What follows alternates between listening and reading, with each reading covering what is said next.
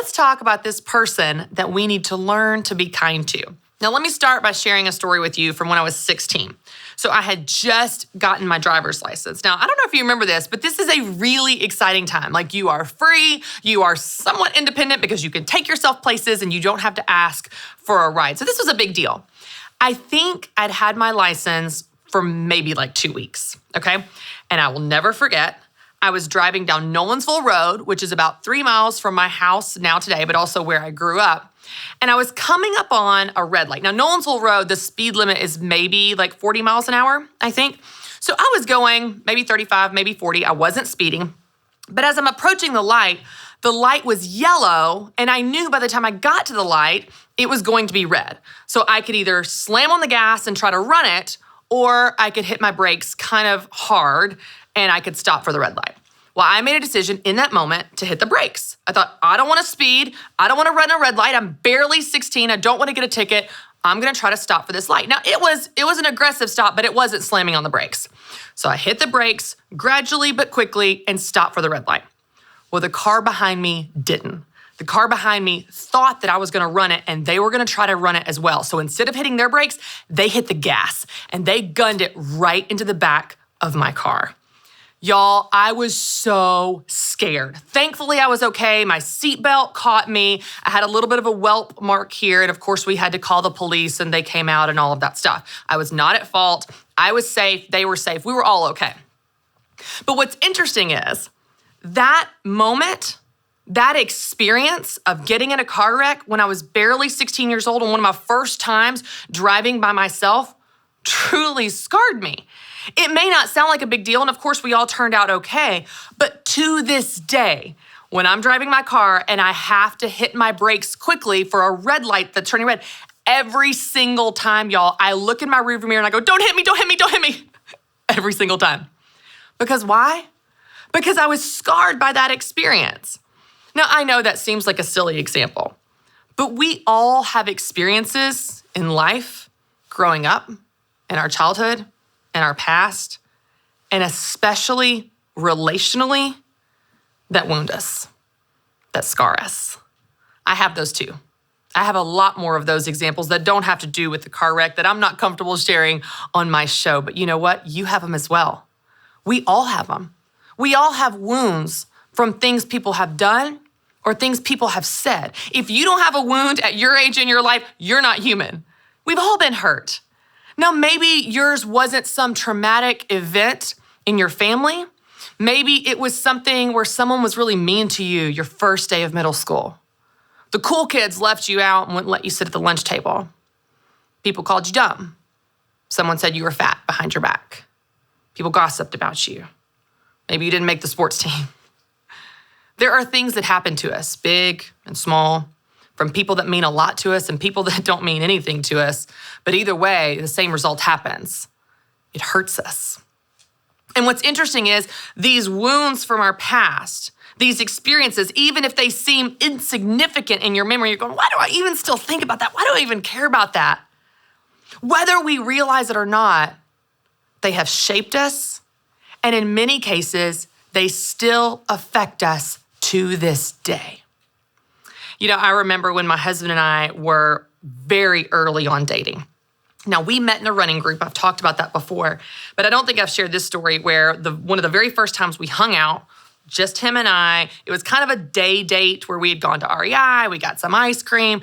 I ended up finding a bike on Craigslist because I wanted to buy a bike and learn to cycle, and Matt went with me to go pick up this bike. So we come back to the house, we're at my house, and Matt knows bikes. He had taken like classes on bike mechanics or something, so he knew how to clean the bike, check the gears, all the stuff, and so he was checking it out for me, which is super nice. But I'll never forget, we're sitting on my deck and it's like a summer night and I'm so excited about my new bike and we're kind of flirting, kind of dating, kind of exploring if we're dating. What does this mean? Because we've been friends for like 6 months at this time, 7 months. And Matt was working on the bike and he asked me a question about the bike. I can't remember what the question was, but he asked me something like, so does this go here or here? And I thought he was genuinely asking me. I said, I don't know, I think it goes there. He said, it goes here. I shut down. Because in that moment, what my innocent now husband was trying to do was just be playful and quiz me on, does this go here or here, whatever the mechanic was. But to me, it was an immediate trigger from a wound in childhood. He was totally innocent. He didn't mean a single thing by it.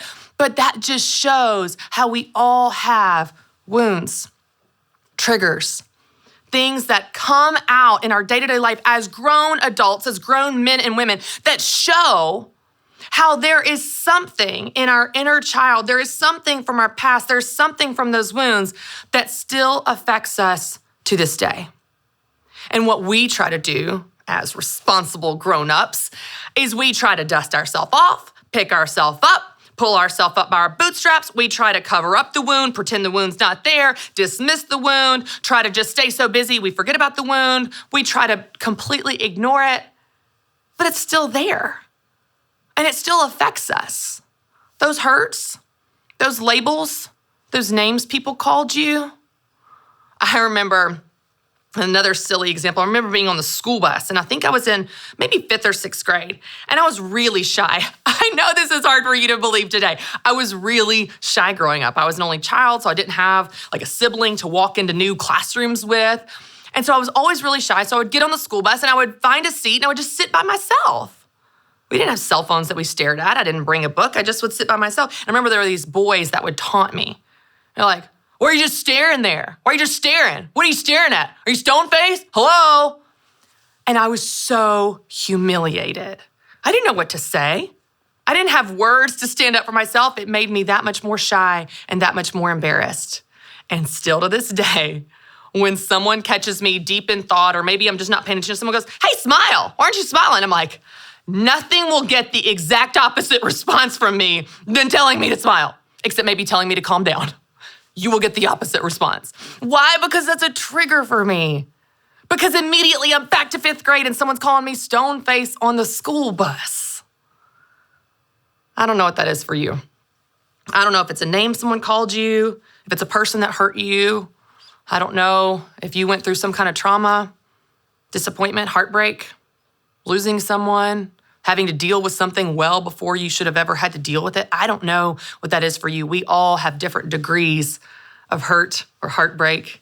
And as silly as it may seem that someone called me a name on a school bus, or I felt like Matt was trying to trap me doing something wrong, those things affect us. But I think what's so beautiful is there is an opportunity for us to find freedom and healing. You know, so often we want to dismiss the wound or pretend it's not there or cover it up. But instead, that's actually the spot we have to go to. Freedom comes through the wound, not around it, not ignoring it. That we are willing to lean in and let God into that part of our heart and into that part of our life and find healing there. When we learn to have compassion on that inner child. When you think of that young girl or that young boy that experienced that went through that was called that was hurting in that way, that instead of being mad at him or her or embarrassed or pretend like you don't care, I don't care, that instead you would go back there in bravery and have compassion on her, have compassion for him like you would any child that went through anything. So I don't know what that looks like for you, but I just want to invite you to find compassion for yourself, find compassion for your past. Most of all, find compassion for your inner child, for that little girl or little boy that still is triggered by things that might be a little too familiar, reminding you of something that hurt from the past. When you look in the rearview mirror and go, "Don't hit me, don't hit me, don't hit me," because that experience still shapes you today. I pray that God would come into those places and heal you there as you, in bravery, lean into those spots to find that healing.